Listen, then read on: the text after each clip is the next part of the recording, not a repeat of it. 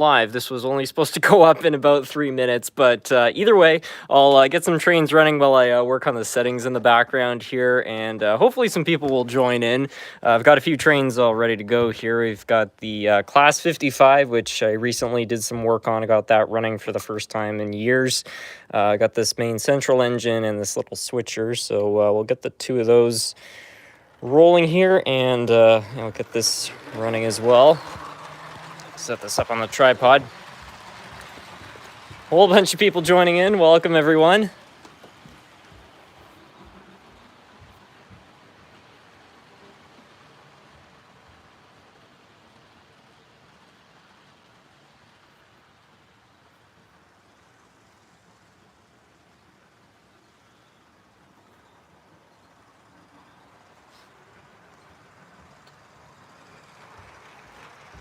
Okay, got all the settings all good to go now. What's up? I was just running some trains.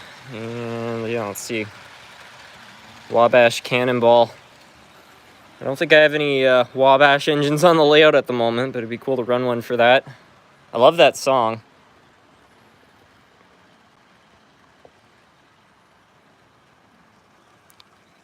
Rest in peace, Titanic marks 113 years. Is today the day?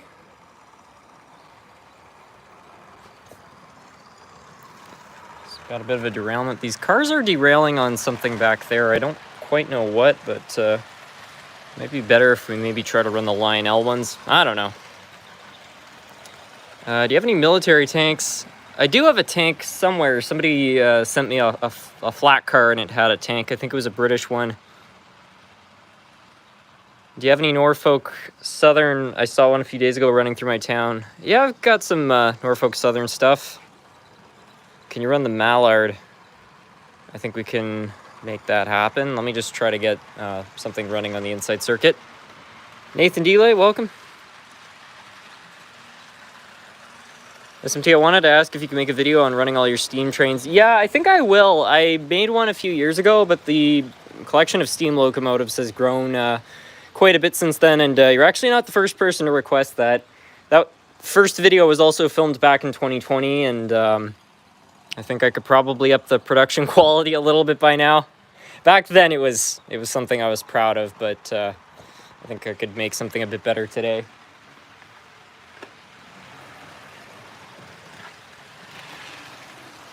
Yeah, back when I was filming that, something had gone wrong with my lapel mic, and the only microphone I had to record good sound for that video was my Blue Snowball, but you can't plug that directly into a cell phone, so that entire video, I was literally holding my Blue Snowball and my phone in the other hand with my computer off to the side. It's a very awkward setup for filming, but I was trying. Okay, I think I'll run this up there. We'll collect those Santa Fe cars. Hopefully those will run a little bit better on the inside circuit.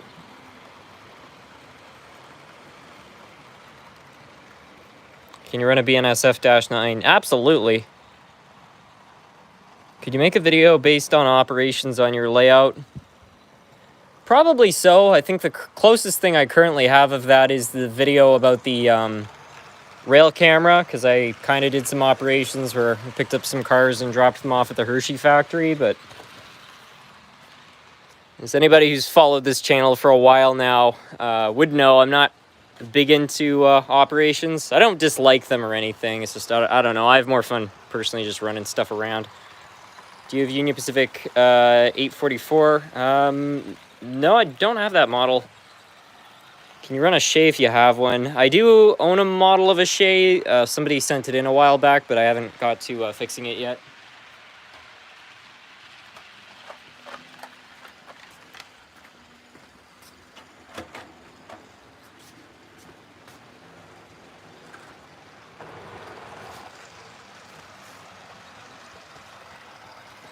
Can you make a collection video? I will. A lot of people have been requesting that. It's just, I mean, I think the last time I made a collection video, it was like 40 minutes long, and that was in 2019. So if I make that video today, it's going to be a heck of a lot longer, I tell you what.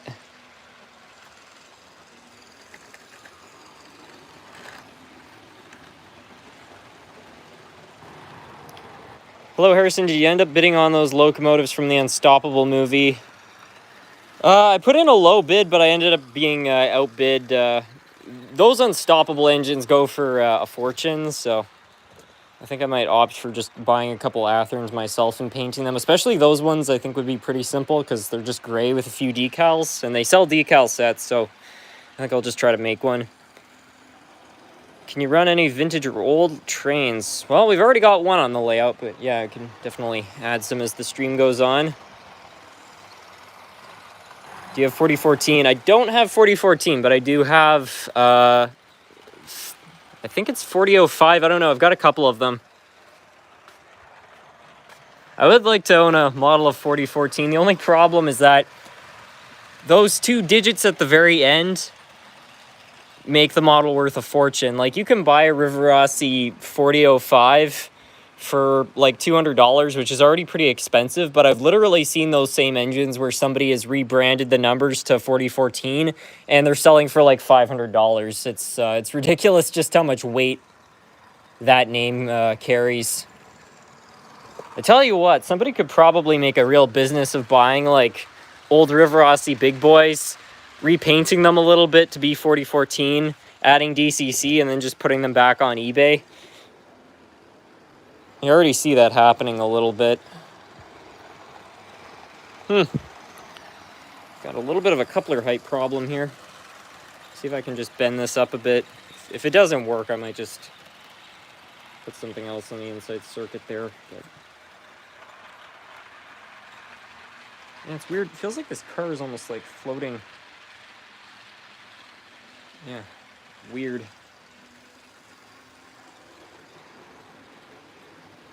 So one trick I could try is just flipping a couple of the cars around, see if maybe these ones match up a little better.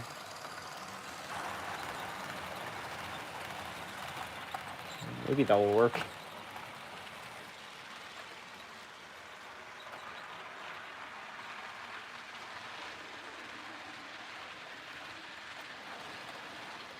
Yeah, I think we fixed it. Can you run the subway? I'll try to. Let me just get this working first. Could you put a police car or a fire truck on a flat car as a train runs around? Sure.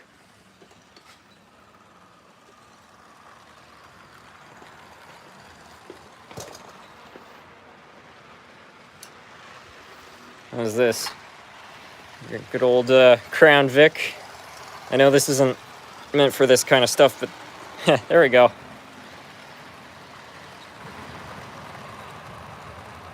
Hey, SMT, remember my train where the screw was loose and it wasn't running? Well, it turns out the drive shaft to the front wheels was out of place. My dad put it back in and it runs fine now. Well, I'm really happy to hear that. It's great when the solution's simple enough. And it looks like we're having more derailing issues. I'm gonna have to check that corner because it's weird that 2 different sets of passenger cars are having the same problem.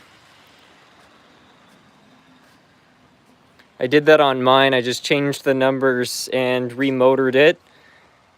I put in a Soundrax DCC. I will never sell it.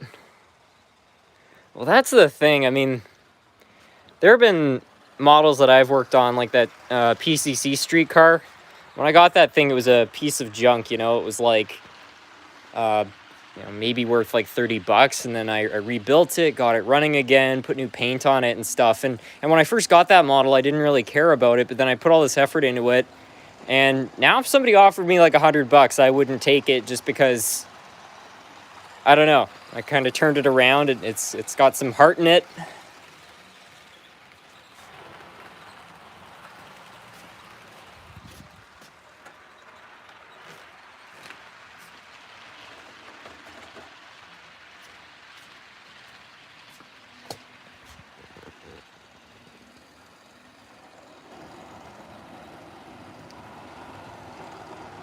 Hey, SMT, are you gonna look for a Mallard or run the big boy or the Centennial? I'll have a look for the Mallard.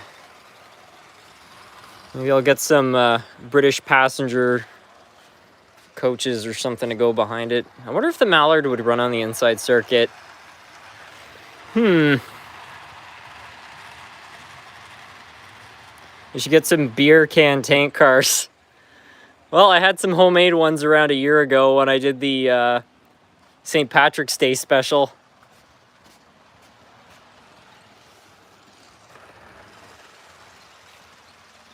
What breed is Nerf Cat? He's a Russian Blue.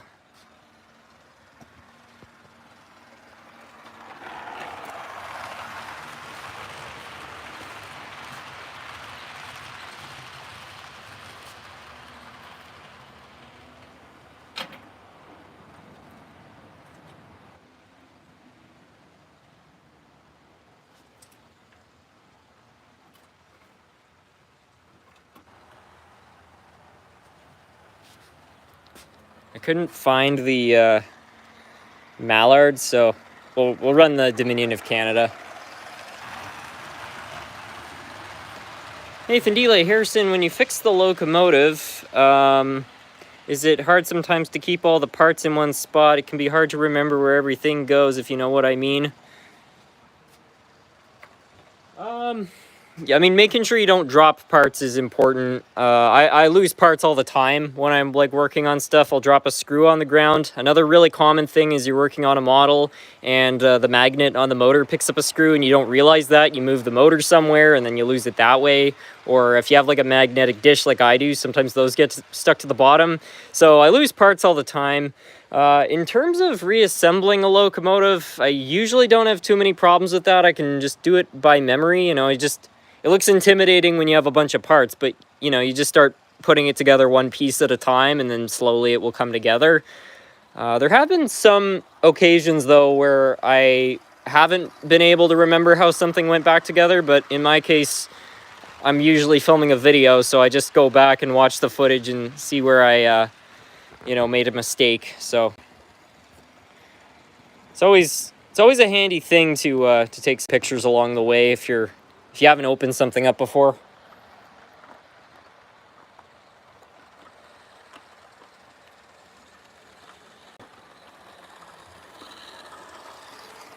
I'm gonna run this on its own for one lap just to see if it can even run on the inside circuit. And it looks like we have a super chat. Let me see if I can find that. Where'd it go? Norman Corey, put this towards the decals. Oh, thank you so much.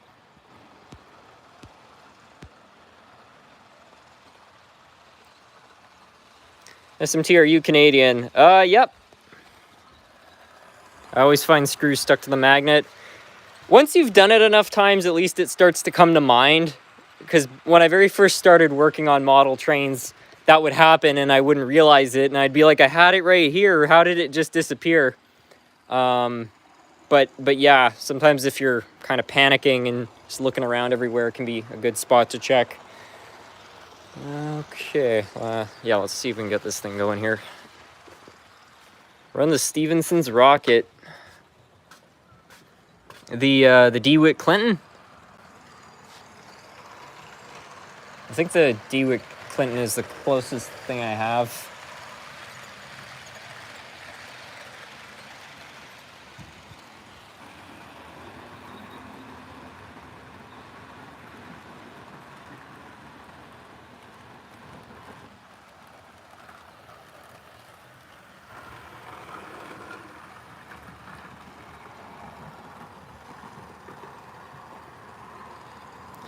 Trackside Mike, welcome.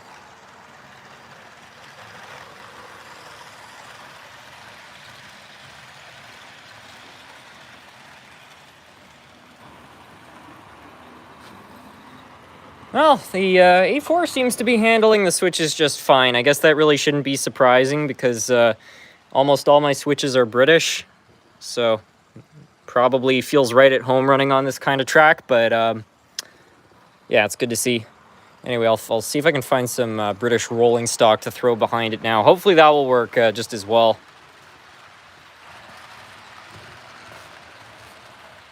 Greetings from the Lone Star State, Texas. Do you recommend getting DCC before any building scenery or a table? Because my friend thinks so, but I would do it the other way around once you get a good layout.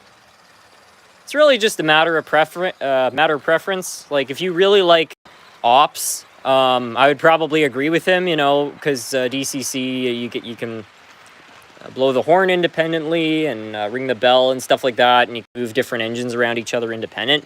So for a purpose like that, I would. But if you like running trains, I would agree more with you. Get buildings before you get DCC. And I do find DC is generally a better way just to start, just because you get the hang of model trains and then work your way up to DCC. Because it does add some different complications. I think the Crown Vic fell off the flatbed. You're right. I'm going to have to go locate that. I wonder if I should just try to put the red wagons behind the A4. That'd probably be a lot easier than digging up an entire train. Therefore, I'll make it so. Run the Rock Island. Hit the like, folks. It's free. It don't cost you nothing. Thanks, Mike.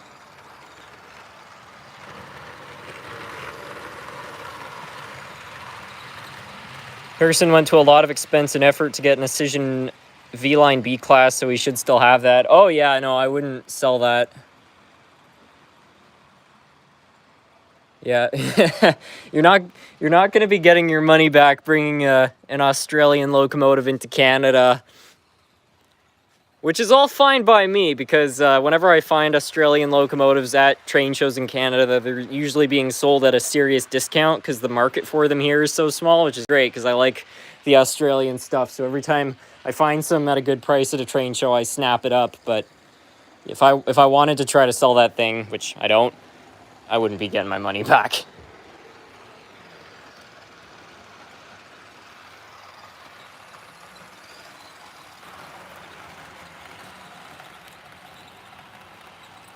Are you moving the layout into the garage?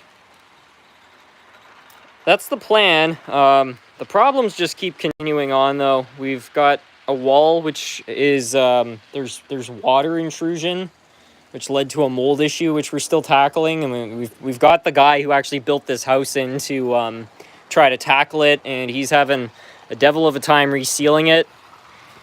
And I don't want to move the layout into that because a lot of it's made of cardboard and stuff, which is susceptible to mold, and there's a lot of metal, which is susceptible to moisture, obviously. So there's that. And then the other problem is, since he's taken down the drywall several times, the amount of dust in that room has been unreal. So needless to say, I'm glad that I did not move the layout until that got fixed. But yeah, unfortunately, it's just going to have to wait until all that stuff is sorted out. I hope to at least by the summer, though, because the thing I do like about the garage is that it's got a door, like nice big garage door. So on certain days when I'm working on the layout, I could just open it up and, you know, let some fresh air and sunlight in. So I really like the outdoors, despite spending so much time down here. And it would be really nice if, you know, on a nice day I could actually enjoy the weather and not be in the basement. Some of these couplers are not working so well. There we go.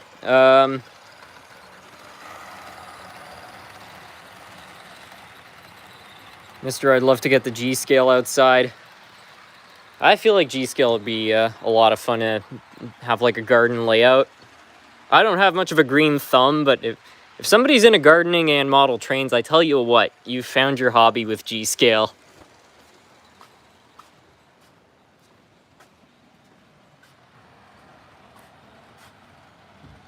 Hey Harrison, big fan from California. Can you run some N-scale locomotives? I'd really love it. Yeah, I can make that happen. Let me just get the A4 running here, and it's already derailed.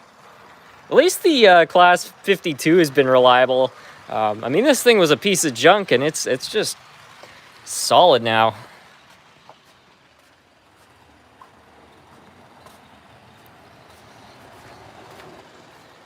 I don't even know why this just derailed. There must be something wrong with this section of track.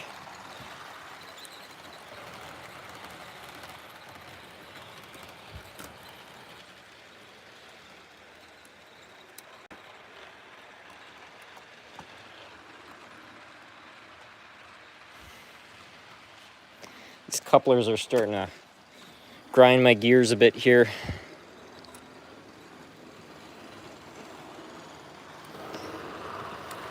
Okay, I'm gonna give this one more chance to get these cars on here, but otherwise I'm just gonna run the train because this is starting to get under my skin. Yeah, you know what? Screw these cars. They're not going.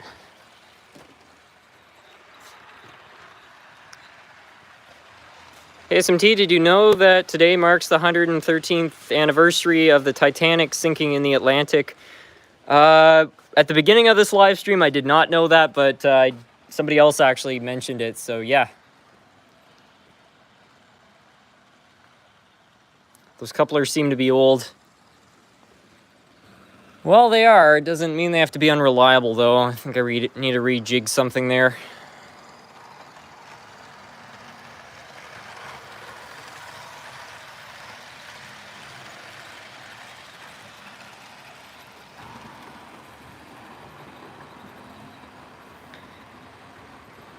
I have a F-unit Amtrak engine that's really old, and sometimes when I put it on my layout, it's a beginner layout, it doesn't run. Is it because my transformer is really bad? Could be any number of things. It could be the transformer, but if other engines are running fine, then it's probably not the transformer. It could be your track. If you have sections where the joiners aren't letting the power flow through, or maybe it's a dirty section, it needs to be cleaned. But yeah, it could also just be an issue with the engine. Clean the wheels, clean the contacts, clean the motor, and see if that does anything for it. What do you use for shelving for your HO trains? Nothing too fancy, to be honest. These were shelves that were basically just put into storage down here. This is an old bookshelf. It's been in the family for probably 30 years. Another bookshelf which has been in the family for probably 30 years. And then this is another bookshelf, but this one I picked up at IKEA a couple of years ago. And then I just added some plywood to increase the amount of shelves. The bookcases are not bad, though. They're about the right depth for most engines. What do you use to clean your track? Just the old school Bright Boys. These little Pico track cleaners. A lot of people really hate these things because they're held together with rubber or something like that. But I find they do a decent job. The thing that's really important is that they scrape off oxidization. So if you're working with old brass track or anything like that, this will do a good job. Because if you put rubbing alcohol or most track cleaners on track which is oxidized, it will remove oils and carbon deposits, but it will not remove the oxidization. So in that case, you need something abrasive. Another thing which seems to work pretty well for cleaning oxidization off track is the green scouring pads. Not steel wool. Never use steel wool on your track. Yeah, it's made of plastic, so it's abrasive enough to clean the oxidization off, but it's not magnetic, so it's not gonna mess around with your Locomotives motor. What brand is the Boston and Maine F unit? I think it's a Stewart. I can check right now, actually. Oh, no, it's a Kato. Kato? I don't know.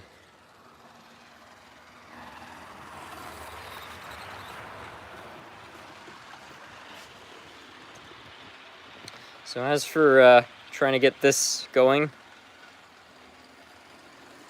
let's see if I can power it up. I don't know if this is plugged in. Well, there aren't any engines on the track, so maybe I should start there.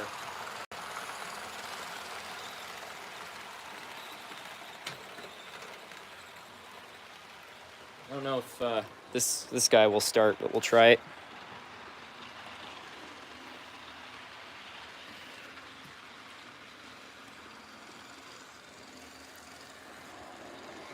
When are you going to move out of your parents' house and set up your railroad operation under your own roof? Just wondering.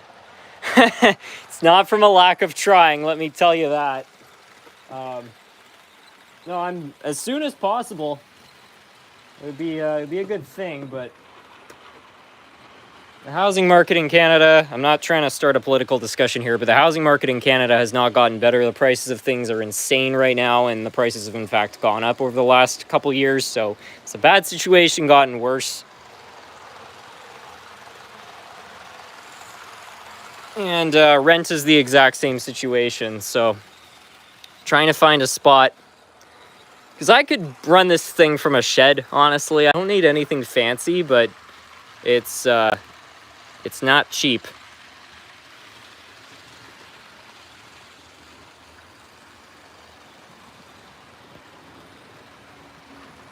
Can you run your River Aussie Hiawatha?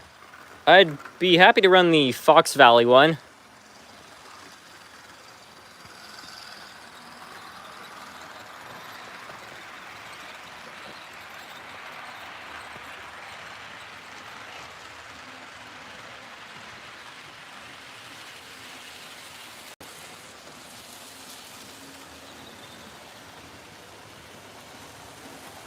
SMT, I love watching your unboxing videos. They're so satisfying. But they kill me because only my HO models work. Well, N-scale engines can be pretty finicky. I'm going to have to make some more videos on how to work on them, but I find N-scale locomotives are a lot more of a challenge to get going, especially if they're older. It's because the parts are so much smaller. The motors won't tolerate as much as what I'm saying. Miss Dono, uh-oh. Says, hello from Hawaii, been watching for a while, keep up the good work. Thank you so much, Aurora Com. Oh, and A-Vision 2020, thank you for becoming a member for another 6 months.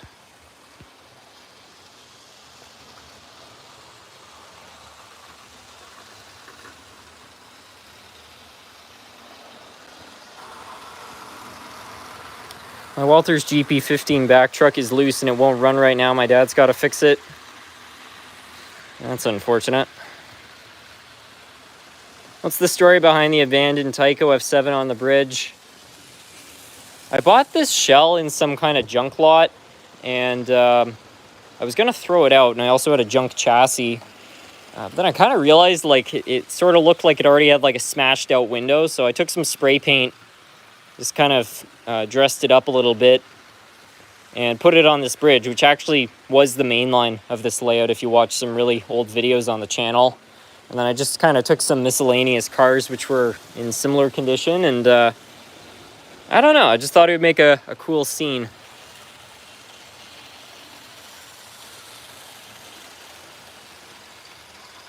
Have you considered redoing the back part of the main circuit on your layout? I already have quite a bit. I mean, we've got a full circuit around there now, which is good.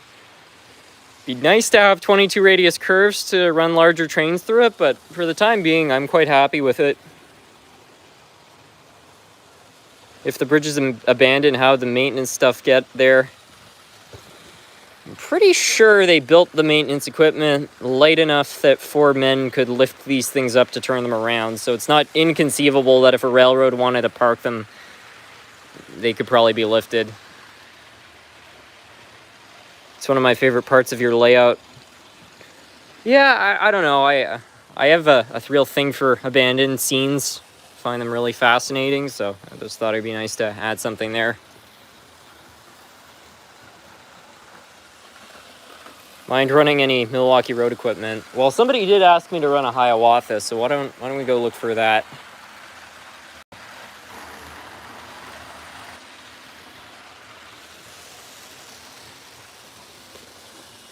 I don't even know where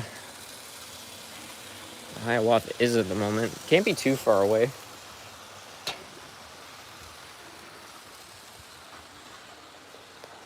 Perfect.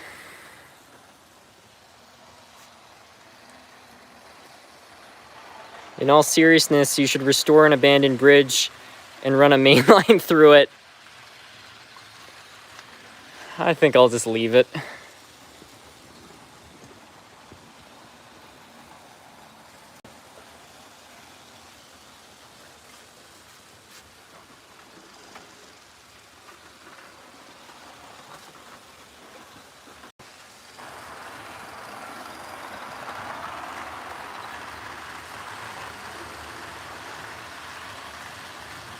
I think the Hershey layout needs to be in a museum or something so everyone can see it. I would be totally willing to, I don't think I'd want to donate it to a museum, but I would be more than happy to loan it out to a museum indefinitely at no cost. I think that'd be really cool. We'll see though. I don't know if Hershey's ends up coming back to town, if they're planning on having some kind of a tourist aspect, but if they do, I'd be happy to offer it up to them or the Heritage Museum of Smith Falls, because I know they actually have a, whoops, a bit of an accident going on there. I know that they actually have a small section of the museum dedicated to the factory, so it'd be cool to have it on display there. Are you running DC and DCC at the same time? Yes, but the tracks are isolated from each other, so it's not really a risk. Anyway, I have to go try to clean that up. Harrison, if you saw a building, would it make sense to make your own separate layout, not related to the house, just for public to see it, fans of the layout? I've considered it. I've been thinking possibly about looking to actually open up a train store, and if I did, there would definitely be a layout inside. But we'll have to see.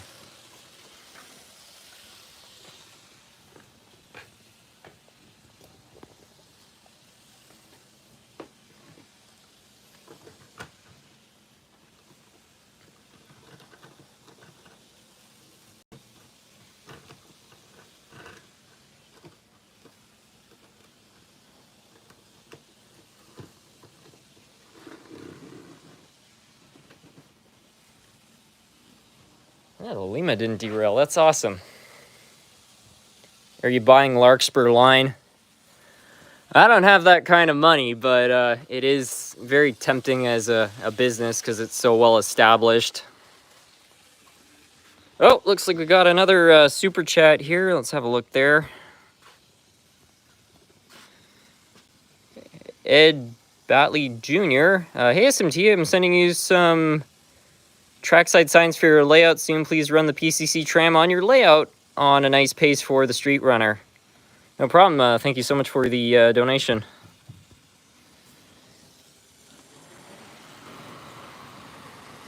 Let's get the A4 over here.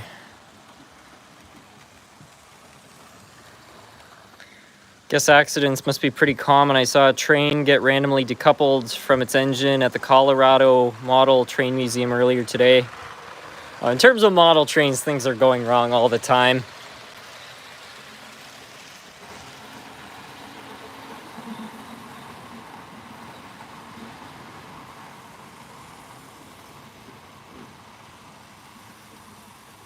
Can you get shocked from a powered rail?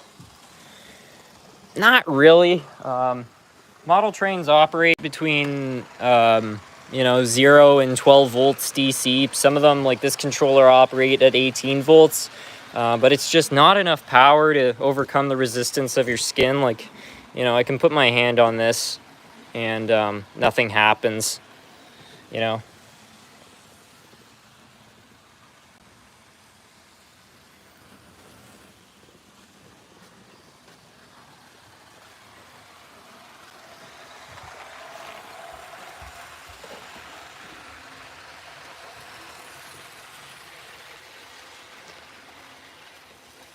If you put your tongue on it, I bet if you lick the track, you'd probably feel a bit of a buzzing, if not a light shock.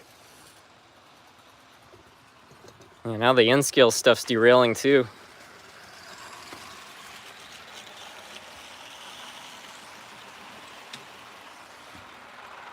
Guess it didn't fall off the layout.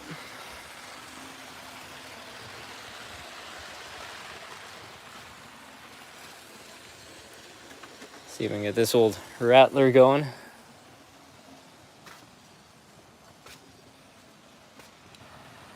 A couple days ago, I visited the Pueblo Railway Museum. They have three maglev hover trains the U.S. was testing in the area decades ago. One with jet propulsion, crazy stuff.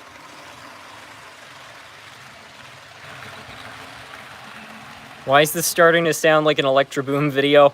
I could see why.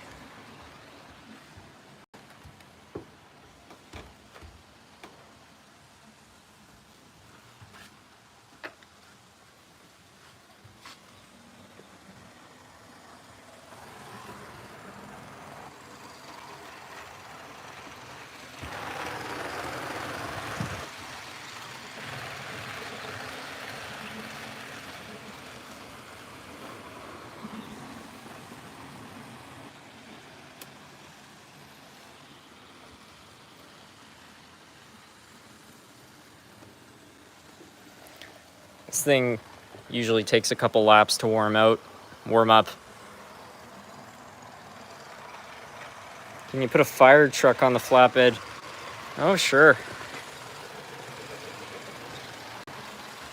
Hopefully this one doesn't fall off like the Crown Vic. Watching this as I'm painting the trucks brown on some cheap trees.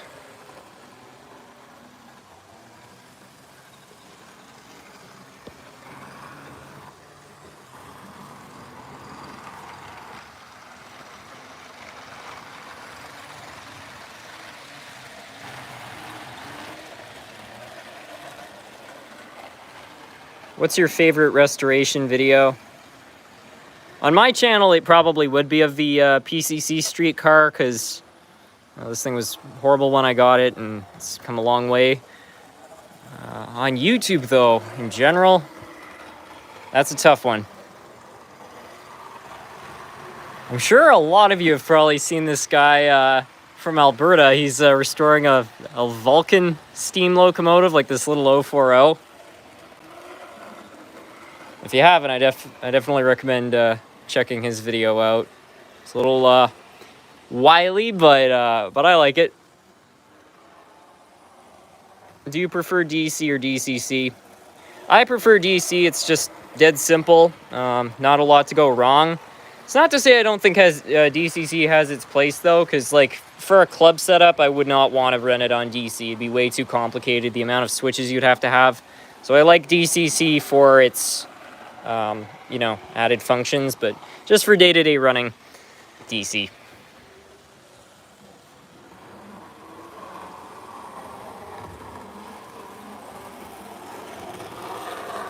Harrison, I've been watching your video since 10K. Can you run the MRL SD70 ACE and the BNSF Gevo? I could definitely run the -9 there. I think this SD70 AC I disassembled.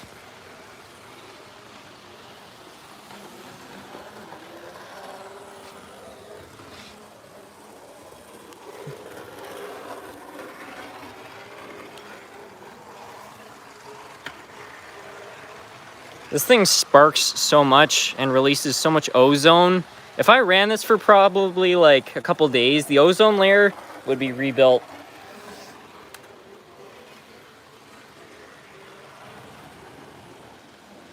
All right, we'll get the Class 52. I mean, this thing is just booking it. It's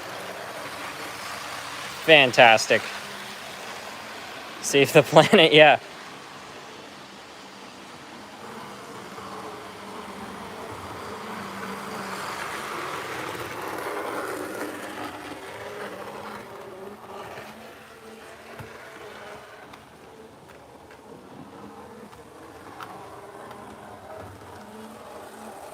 Oh, looks like another super chat has rolled in here.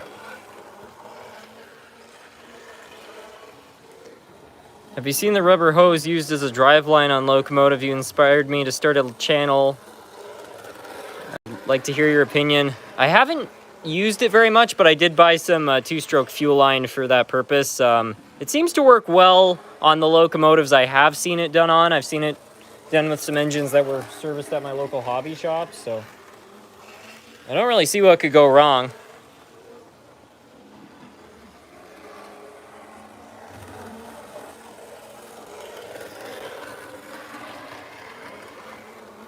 I love how you're able to cram so much into the layout, but actually make it satisfying like the trolley line.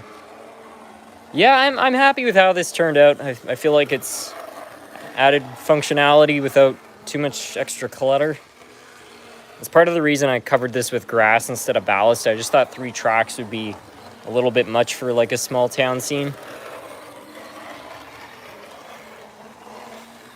Did I read that super chat? Hold on.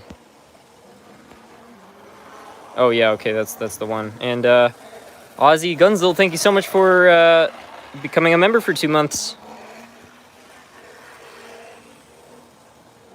Is there any kind of oil that's able to be put onto the rod of an HO steam locomotive? Just Labelle oil, like Labelle 106 is probably perfect for that.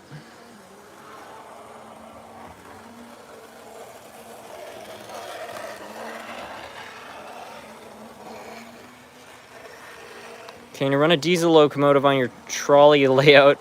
I forget what it's called. Put a small one on there.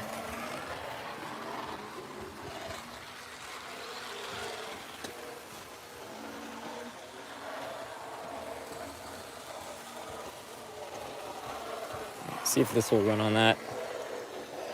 Get that trolley off. It's starting to really stink up the basement.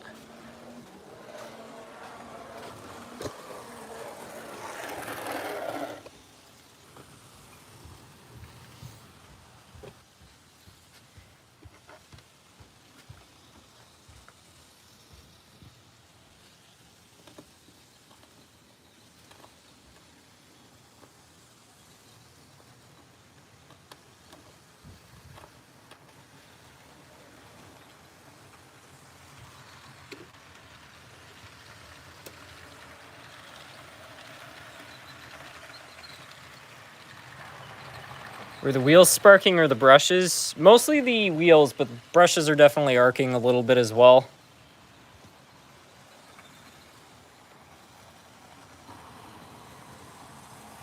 My grandmother found a rusty and very dusty Tyco steam locomotive for me at an antique store for $1. Any advice on how to start / cleaning it? Nothing in particular. I've done a couple videos working on those. That might help you disassemble it, but it's really the same as any other power torque. Just take it apart, clean out any old grease and oil, and check behind the gears, because the power torques, they've got the exposed gears. Those things are notorious for picking up hair and all kinds of stuff, so just make sure you get all that out of it. But other than that, just run it. Should be good to go.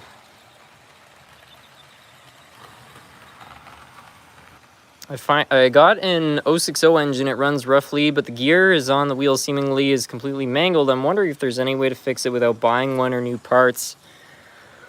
Probably not, to be honest. If the gear is stripped, I'd say it's probably cooked. Something that you could do, though, if you're trying to remain on a budget, is buy a generic bag of worm gears off eBay. There are these Chinese manufacturers. They sell these like bags of miscellaneous parts, and it's pretty random, but once in a while you might just find the right one for it. So that's always a consideration.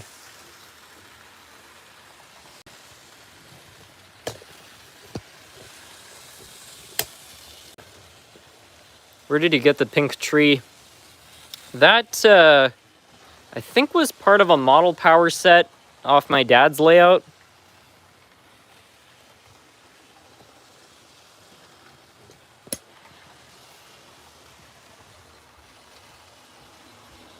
Next time my uncle comes up, I want to get a picture of them, because we found an old family photo of my dad and my uncle when they were both like, I don't know, 5 and 7, beside my dad's original layout running trains, and I still have all of his same locomotives, so I think it'd be really cool today to get all the same cars and engines that were in that picture and then have the two of them in the same spot on this layout and recreate that photo.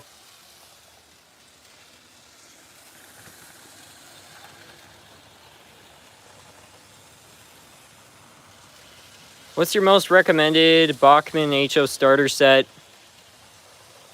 Probably the one with the Southern Pacific engine in it. Really any of the cheap ones. The ones that are like $120. That's probably what I would go for.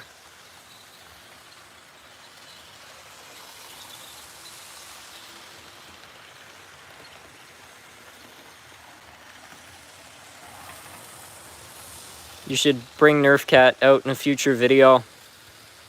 I probably won't have to. I mean, he just comes down here quite often and starts hanging out. In the last members live stream I did, he jumped up on the layout and got up to all kinds of trouble, actually.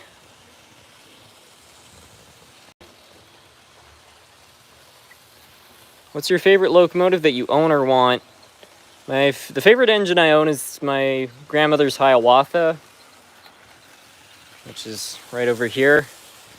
The engine that I really want, I don't think I'll ever be able to ever find one, is the green Hiawatha. It's debatable whether or not Rivarossi actually made one. They referenced having made one in some of their old catalogs, but there's no pictures online of them. But I look every day. You never know.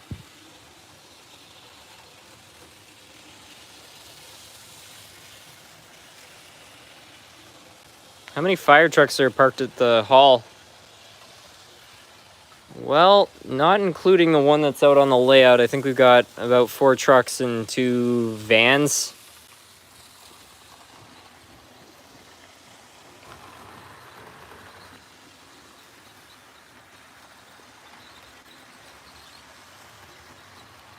What's your favorite kind of passenger car?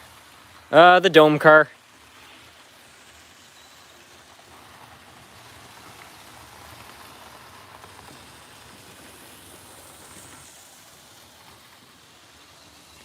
Ozzy, thank you for the super chat. Have you thought about getting a 1 in 85 scale 737? I don't know if it would fit. It might look a little out of scale.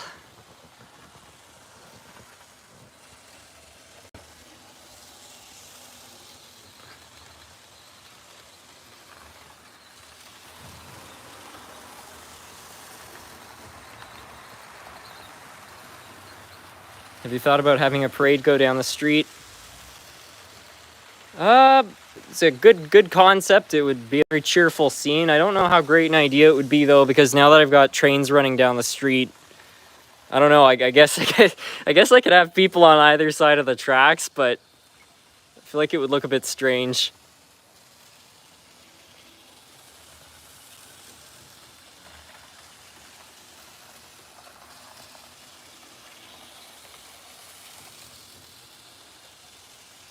Do you have a Batmobile on the layout?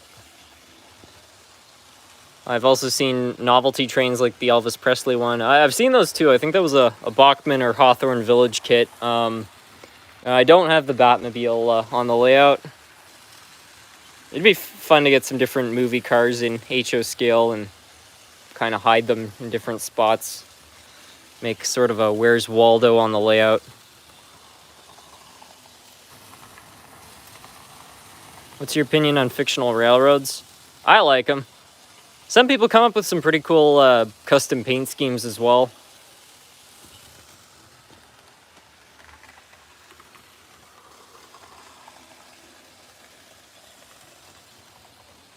How do you notice a split gear? Well, if it's really split, the engine will probably bounce on the track. If it's just a small crack, then it's probably just going to make a bit of a clicking noise.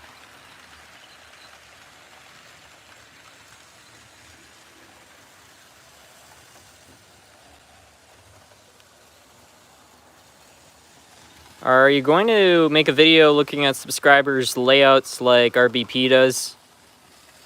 A lot of people have been requesting that. I don't know kind of how I'd put that together.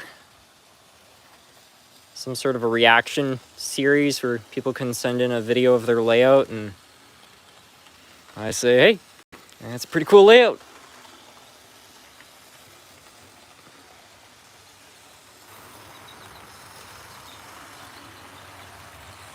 What do you think of the Canadian Pacific Kansas City merger?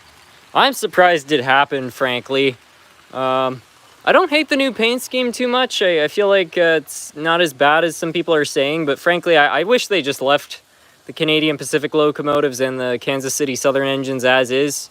Leave the Kansas City Southern for the American side and leave the Canadian Pacific ones for the Canadian side and just pretend like they're a different railroad. Because I think Canadian Pacific and Kansas City already had a pretty cool paint scheme, but I I guess we'll see. Do you have any dome observation cars? I do, but it's away in the garage. I've got the Hiawatha one. I guess I could throw that on there. I still need to actually put the Hiawatha on the track too. Please run the Brill trolley now. Run it slowly.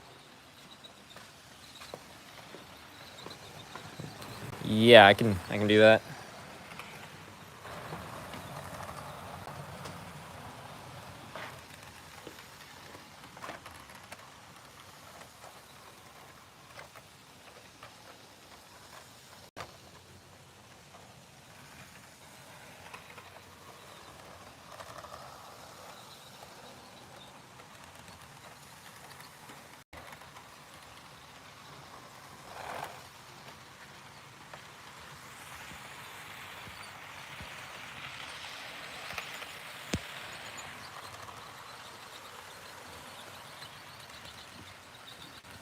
Player Trucks, thank you so much for becoming a member.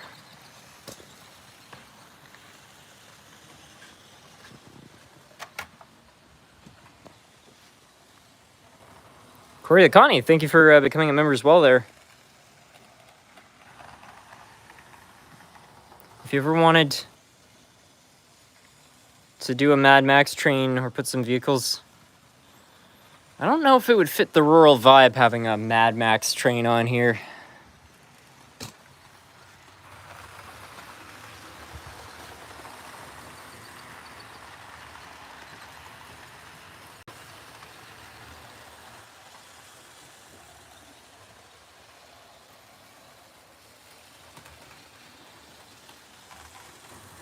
Hey Harrison, will you be doing any future work on the industry side of your layout with the engine sheds? Probably not. I've actually thought about removing that shed to make the yard bigger. I really don't know. The yard's getting rebuilt. I just don't know kind of what direction I want to take it.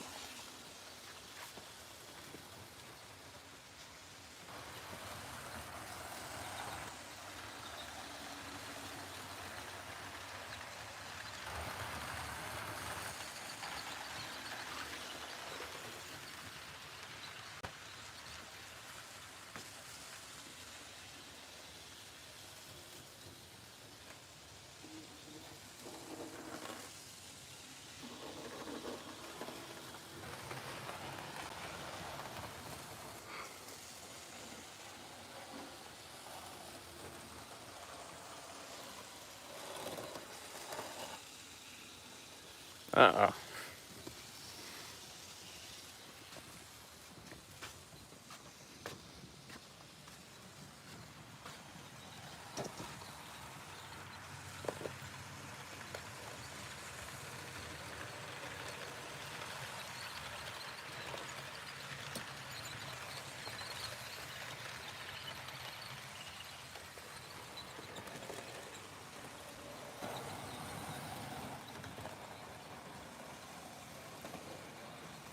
You should run a small steam engine on the trolley side of the layout.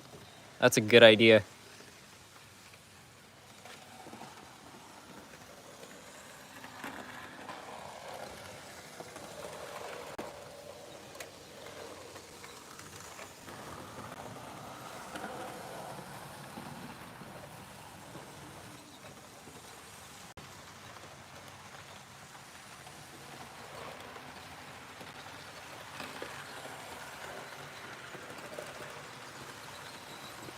Player Trucks, I like the sticker.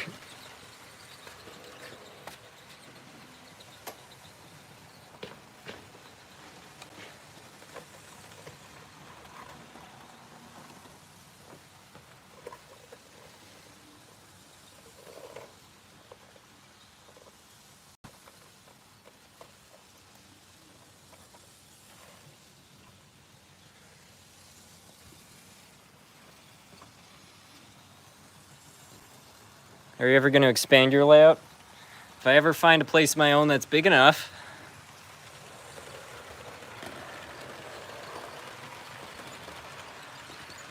Maybe one day something really good will come along, like an abandoned factory or something. That would be a cool space to run the channel.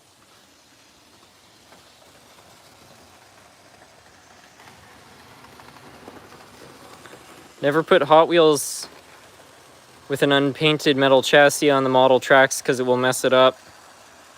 Yeah, it will definitely become conductive. 99 cents to become a member, that's a good deal in my opinion. That's the idea.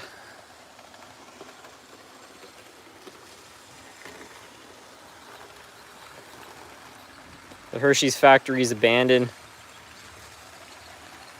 Well, it is for the time being. We'll see if Hershey's ends up coming back to town.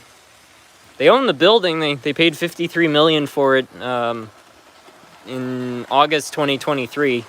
So I think they plan to do something with it. I think they're just kind of waiting to see how things unravel with the cocoa farms right now, because there's a real problem with that. Apparently, something's infecting cocoa trees. Apparently.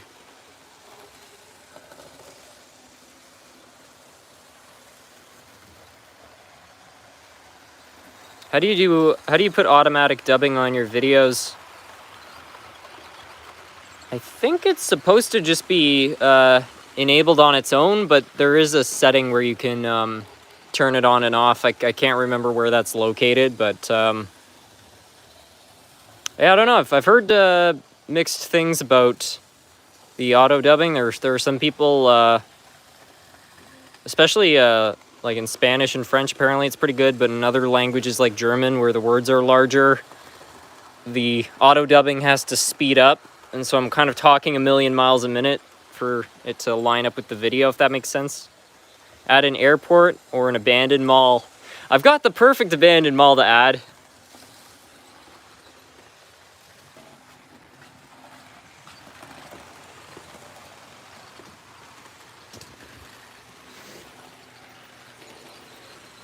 It's gonna be perfect. Anyone who knows anything about this.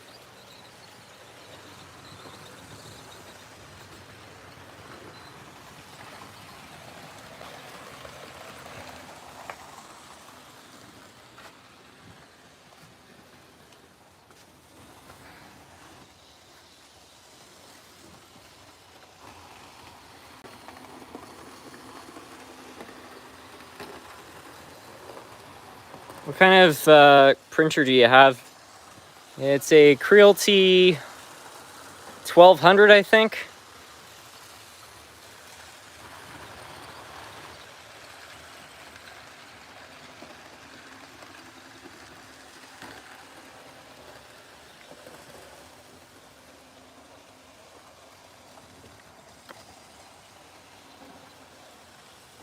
Museum earlier was running two big boys. I think they had theirs custom made. It's possible.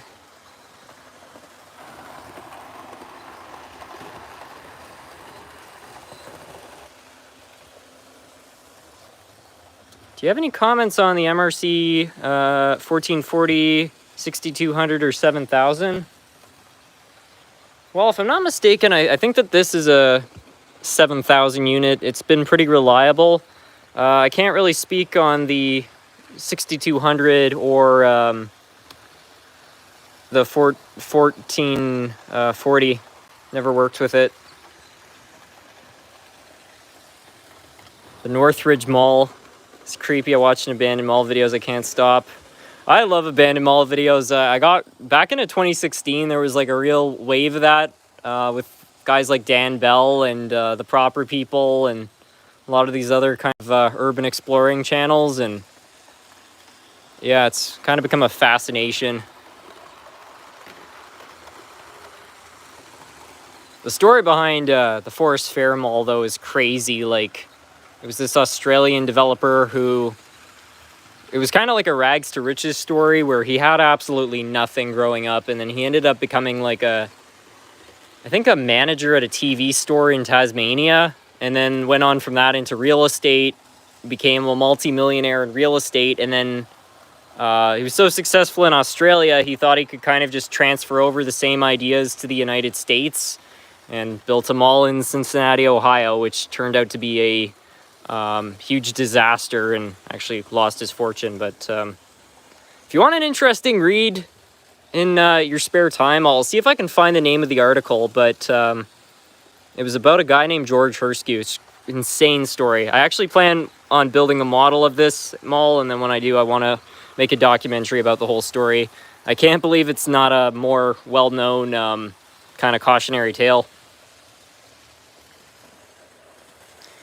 Can you run a United States Army locomotive? Yeah. Let's see if I can find it.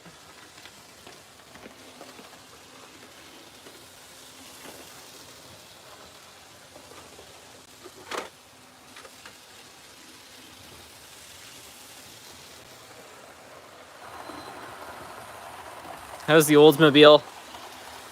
Well, it's doing all right. I got it started for the first time this season, so pretty happy about that. Still needs work, but I'm really happy because I thought I had lost the timing bracket, and as it would turn out, that's like a $150 part. But it turned out it was just tucked away under a piece of metal, so I just need to get it back in a place, find top dead center on the engine, and then hopefully I can retime it and get it running a little bit better, because I think right now the timing is slow.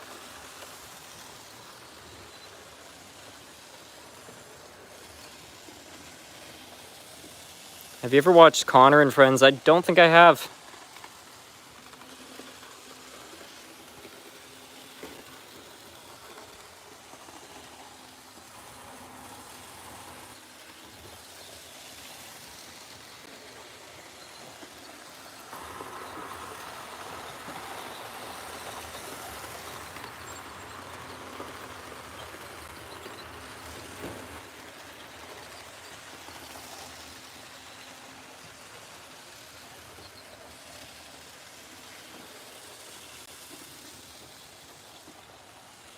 Sounds like the owner of the Westfield Shopping Centre in Chain, Australia, still very successful in Australia from what I understand. Well, the company that was running the whole operation was LJ Hooker, and then I think they had an American subsidiary called Hooker Barnes or something like that, and I think the Australian side survived, but I don't know if the American one is still around. I think that mall might have been its downfall.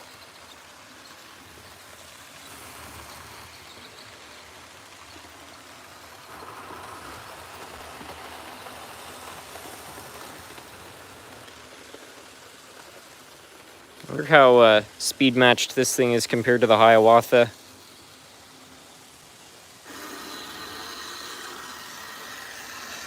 Well, it might operate around the same speed. That'd be good.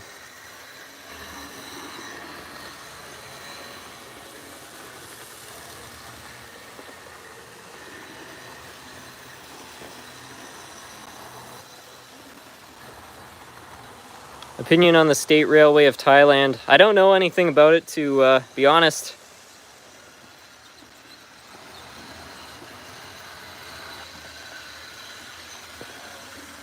Randall Park. I've seen pictures of that one too, yeah.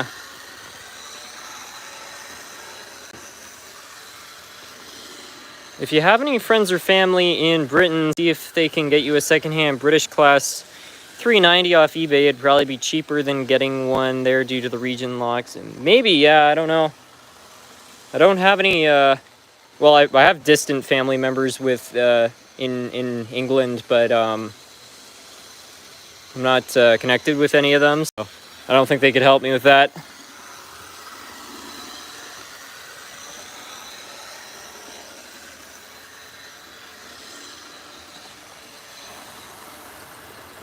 You should do more 80s Bachmann restorations. Well, I probably will, just on the fact that they're a type of engine that does break pretty often, so I don't know. I remember one time somebody was like, why don't you do more restoration videos on nice locomotives? Like, work on more Atherns and work on more Catos and things like that. And it's not so much that I enjoy working on Bachmann's, Tychos, and Lifelikes more than any other brand. It's just that those are the most common ones to find in poor condition. So, yeah, there'll be more Bachmann content. I guarantee it.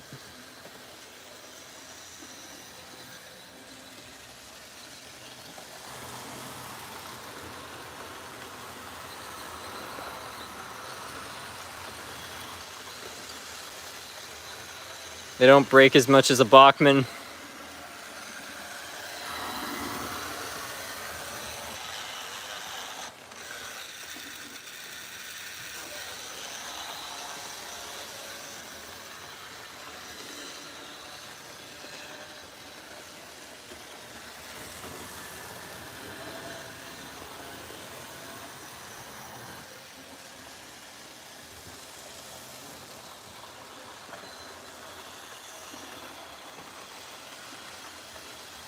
Could Lifelike still use...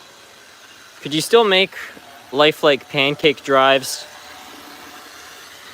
That's a good question. I think you could probably make the shell using 3D printed parts. The question would be where you'd get all the electronics. I don't know if any slot car manufacturers sell motors individually, but I don't think it's impossible. I feel like if somebody really wanted to, they could probably start making those things again.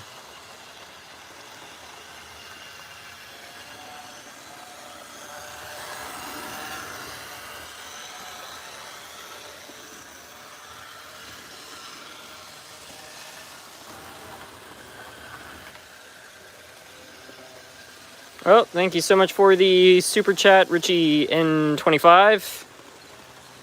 5 towards your next locomotive. On another note, have you acquired any AHM Action Army cars? I recently got 5 new in the box. I think I've seen pictures of those. They had like a car that would come apart and stuff like that. I don't have any myself. I have some old IHC stuff from my dad's collection, like the Cannon, but that's about it.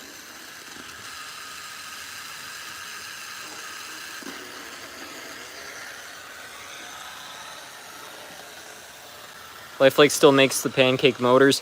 I don't think they do anymore. I'm pretty sure Lifelike discontinued those in 2016.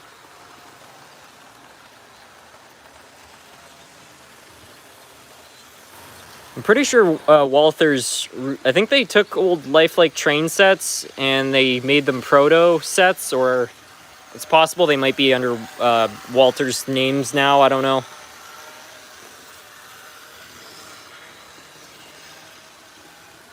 It'd be really cool if somebody made one of the old Lifelike train sets, but put like a train line locomotive in it.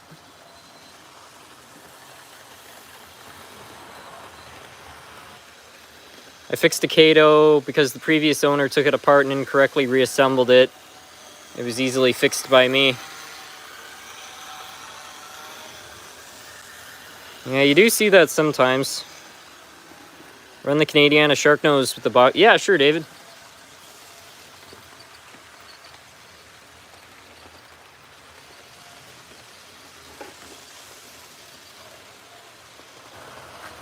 If I'm not mistaken, this was having some issues last time, so we'll see if we can get it to go here.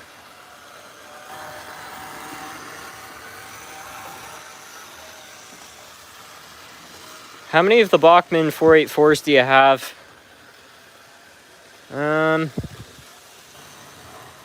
I think I've got about 5 of them.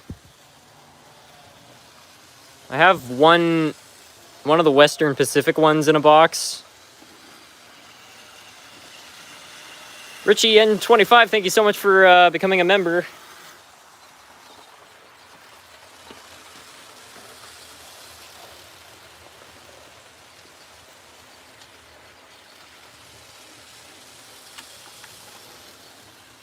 One of these days I'd love to make a running all my GS4 locomotives video.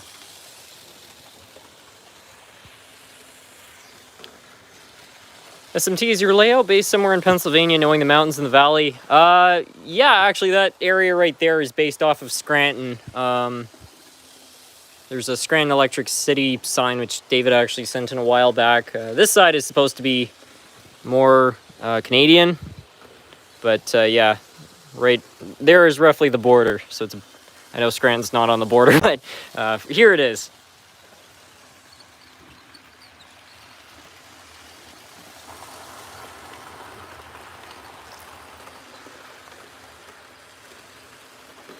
My first YouTube subscription, and it's someone who helped me fix a ton of locomotives. Well, I appreciate it.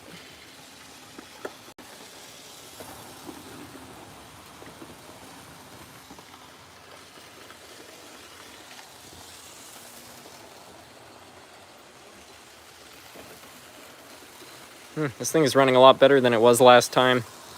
That's the wonderful thing about Tyco locomotives, is that they're so inconsistent that, you know, sometimes you throw them on the track and they run like garbage, but other times you just let them sit on the shelf for a month, you put them back on, and they've miraculously just repaired themselves. If you want chaos in your life, buy some Tyco locomotives. You'll never be bored. Things are always needing maintenance.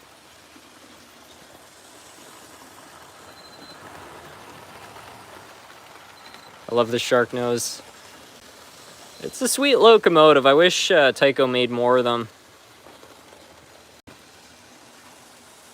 Bachmann has definitely gotten better. I had a Bachmann Rail Chief diesel for 12 years and it still runs good. Yeah, to their credit, compared to what they were making in the 80s and 90s, they've come an awful long way. A massive step forward in terms of quality. My DDA 40X has been a very reliable locomotive. The only issue it ever had was a clicking noise, but that might have been due to a piece of ballast, so we'll just call it that. I mean, my only gripe with Bachmann is I feel like they overcharge for what they're selling. But yeah, they have improved.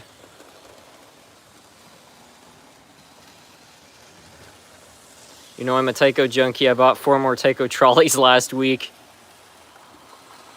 The old ME2 drives are pretty nice ones.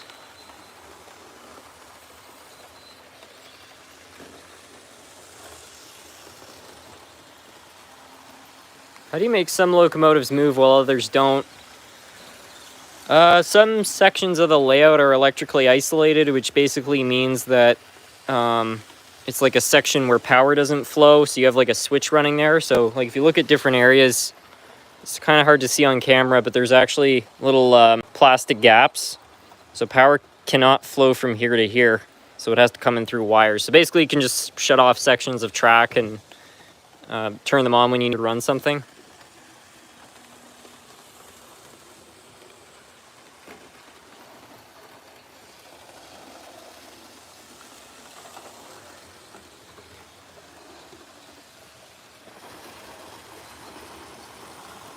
Apparently Bachmann overprices their website to protect their retailers. I heard this somewhere, but I'm not sure.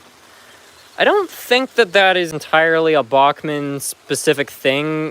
What I've heard is that manufacturers mark their MSRP at double what the cost to retailers is. So like if you have an engine that costs $100, the store will sell it for $200.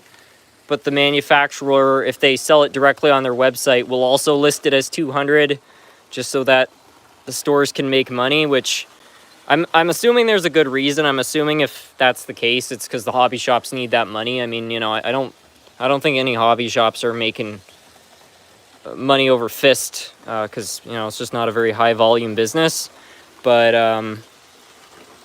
yeah, it does go to show you that I guess I don't know if you would be allowed to do this, but you could probably try to undercut the competition if you were willing as a retailer, just to, you know, instead of selling it at double the price, maybe sell it at like, I don't know,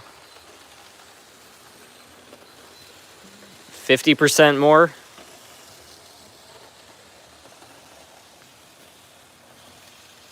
Sam's Trains actually had a good reason for Bachmann overcharging. Bachmann doesn't want you to buy from them. Maybe they just want to keep all the models to themselves.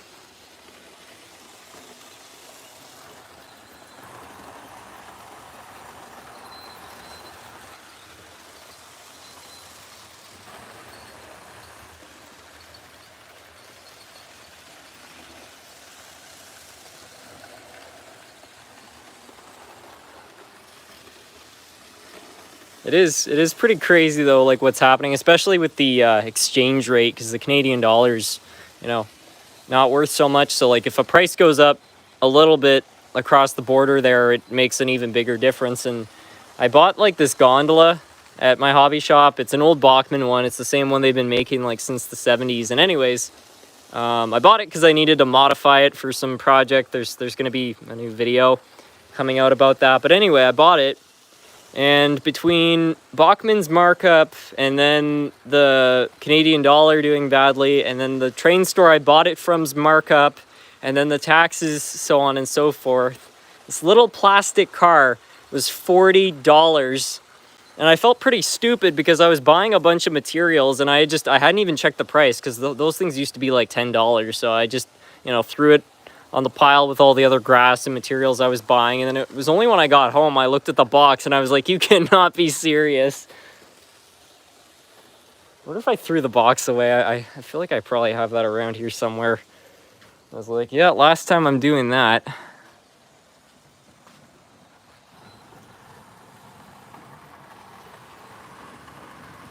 How long until an SMT mainline Sam's Trains collab?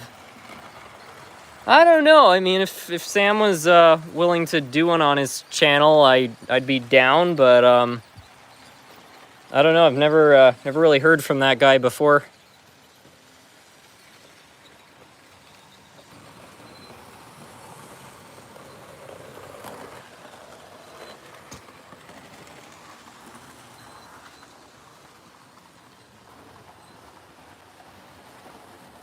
Harrison, is there any reason you're in Gatineau and not Ottawa? My dad grew up in Montreal in the 70s, and apparently they're given a hard time. It was just my parents grew up in Quebec. My dad was actually from Ottawa originally, so he moved to Quebec when he was pretty young, and my mom has always been here. So yeah, it's just kind of, I don't know where we were.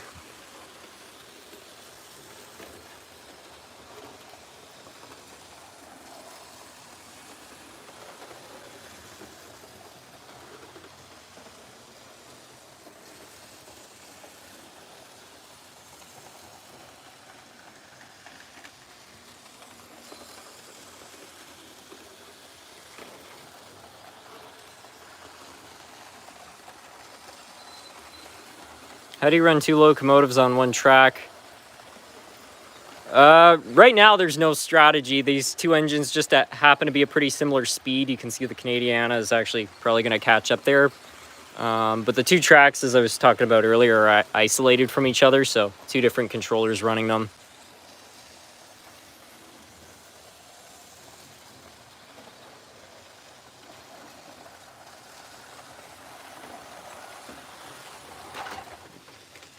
Whoops.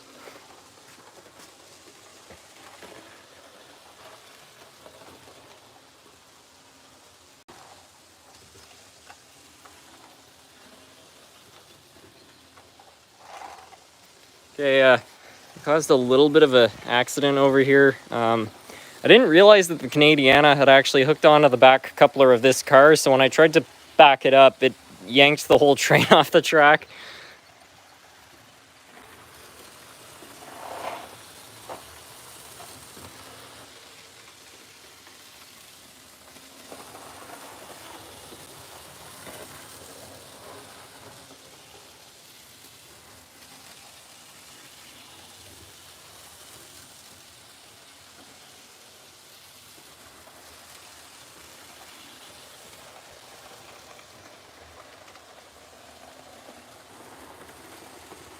What's the cheapest retailer in your experience?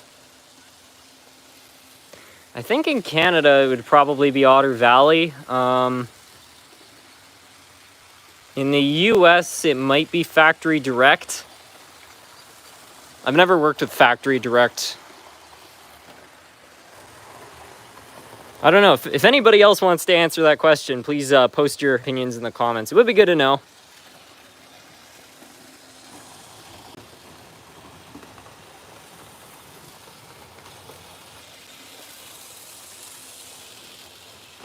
What's your opinion on horses? I like the horses.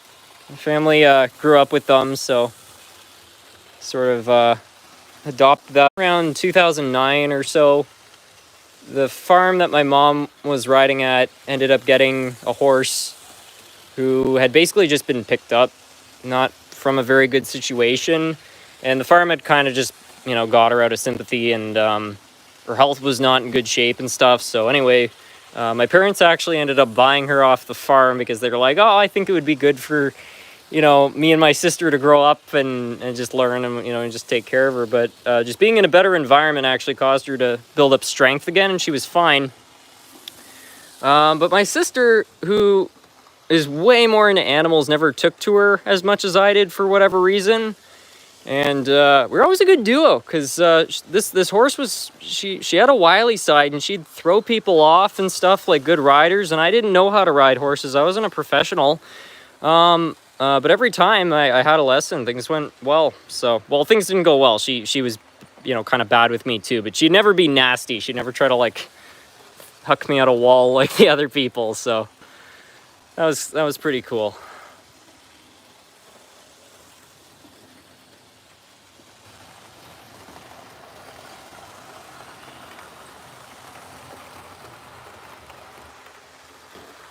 Anyone else here who has an obsession with trains, cars, planes, abandoned malls, and retail? Well, you can put me in that draw.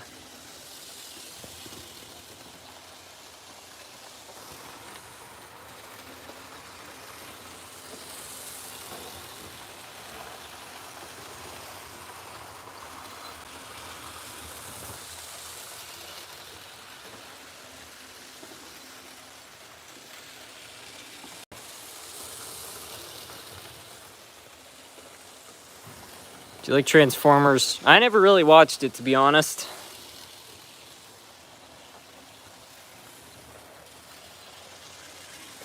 I love making fun of Penn Central. The poor Penn Central.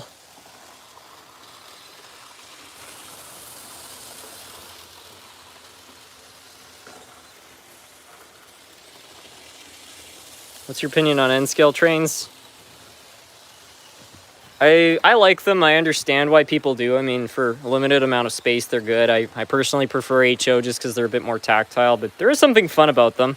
This one's actually been running pretty well.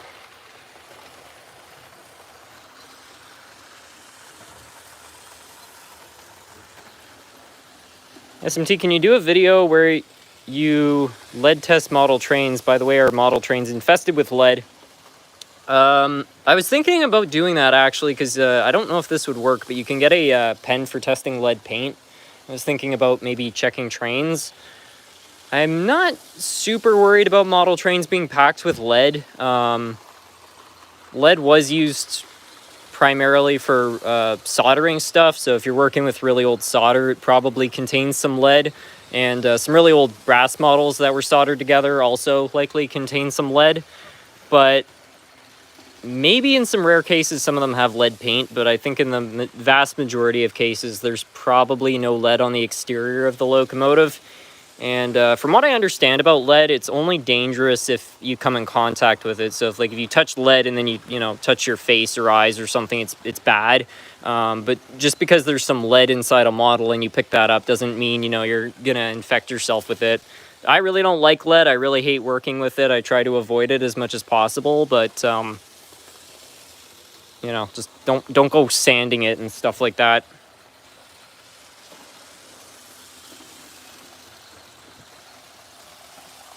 Even a couple of years ago, and I got some flack from people for doing this. I started using unleaded solder. I think it's silver tin or something like that. It's a lot more expensive than lead, but I just figure if I'm working with that stuff day in, day out, probably a better idea not to have as much lead around. Any news about the move to the garage? Yeah, the garage has still got problems. I was talking about that earlier in the live stream. Still water coming in and drywall dust everywhere. So it might be a while longer, but I'm hoping by early summer to have this whole thing ripped apart and installed in there.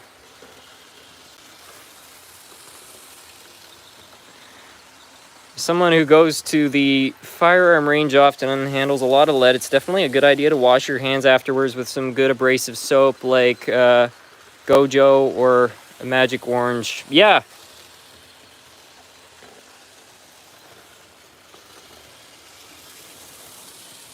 Another thing too, I know not everybody's into this, but you can buy some rubber gloves. I have a great big box of like 200 I think they're nylon gloves or something like that. I don't know, but you buy them really cheap, and it's just a good way to keep bad stuff off your hands if you're working with chemicals and things like that. I mean, I don't really care getting oil on my hands, getting my hands dirty. It's not that it bothers me, but I know a lot of older guys who are mechanics and things like that, and one thing almost every one of them has told me is like, don't let that stuff leach into your skin. It's bad for you. So I'm trying to take that advice seriously and, you know, at least try to, you know, sometimes throw gloves on when I'm working with, you know, weird chemicals and things like that.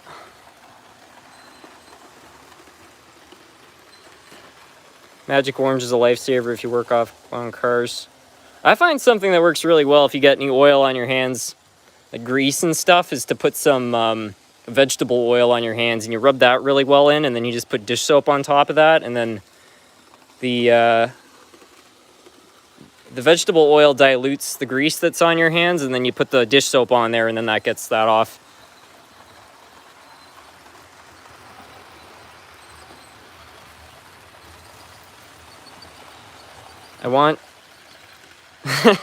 I'm not going to read that comment. Do you have any Thomas? No, I don't have any Thomas stuff on the layout.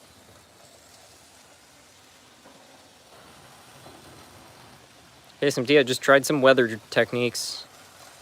Well, that's cool.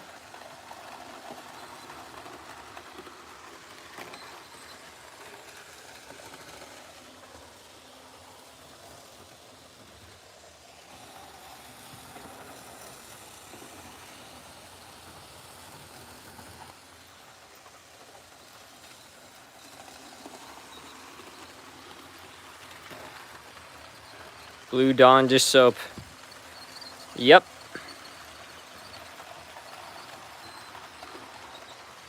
I also work on cars. Magic Orange is great. I finally started wearing the black nitrile gloves too. Are you gonna get a Bachmann Dreyfus Hudson when it comes out? Probably not, to be honest. I have a Rivarossi one, and it's been pretty solid. It doesn't derail very often. It's been fairly low maintenance. Doesn't have very good pulling capacity, but I'm usually not hauling very many cars anyway, so I think I'll just stick with that. Where's your partner? Chloe's away. She's doing her school stuff. She usually only comes over for Friday, Saturday, Sunday, so if I do a live stream on a Friday, Saturday, or Sunday, she's usually part of it, but during the week I'm working on stuff and she's doing school, so that's usually how that works out. Did you keep your old Hot Wheels cars? I still have them, yeah.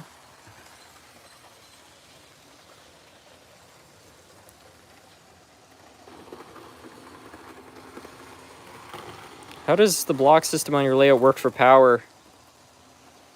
Well, you just isolate bits of track. So you close off a couple of joiners with plastic ones, and then you do that in another section, and then that section is now electrically separate from the rest of your layout. Run 2 wires, and then you run that to a switch. At the moment, I don't have too many blocks set up, but I do have both sets of tracks isolated, so when you mess with those, it will affect what controller things are running off, so on and so forth. Or if I need to shut things off, I can just do that, and it cuts power, so.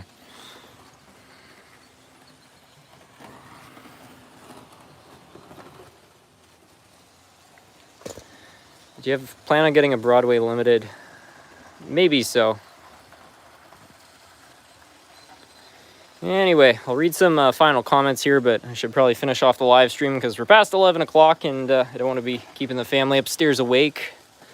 And I do appreciate everyone for joining in this evening. Let's read a few last ones here. Do you still have the Lifelike tea kettle? Yeah, I do. It's, oh, there's actually 2 of them on the shelf right now. Right there. Say goodnight to Nerf Cat. Will do. Bon Nuit SMT, thanks.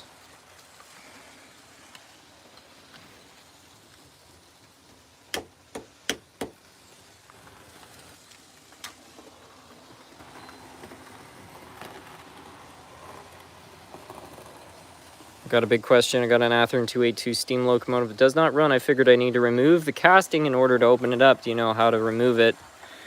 Send an email to scrumptiousmodeltrains@gmail.com, and I'll try to help you with that, because trying to see how you might open it up without looking at it might be a bit tricky. So send me an email with a picture of the engine, and I'll see if I can help you with that. or reach out on Instagram. That's another good way to get in contact if you need help with any projects. Thank you so much for the $5 super chat, Bill. I really appreciate it. When you move into the garage, will the layout be made bigger? Probably not. The garage is a smaller space than this, so it'll probably be the same. Long-time viewer been wondering, is that... What's this significance of the tender engine? Okay, final answer here. So this engine gets asked about a lot. This is, I think, my dad's second locomotive in his collection. He got it when he was about 4 years old. About 30 years later, I was trying to set up a layout. We were trying to recreate his layout, me and my grandfather there. We accidentally hooked up the wires to the accessories terminals instead of the DC terminals, and these have very sensitive motors, and I burned it out. Anyway, I ended up getting it running a few years ago, but I didn't have the right kind of motor, so it does run, just not very well. So in that whole time, it's more or less just been a static display item, but kind of the star of the show. It's in almost every video. But I do hope to, at some point, make a video where I pull this thing off the layout, put a good motor in it, and actually really get it running like it would have been, if not better than it was back in the 70s. Anyways, I think I'll call it a night there. Thank you all so much for joining in this evening. I hope you all had fun chatting and running some trains as much as I did. And with that, I think we'll call it a night. Bye, everyone.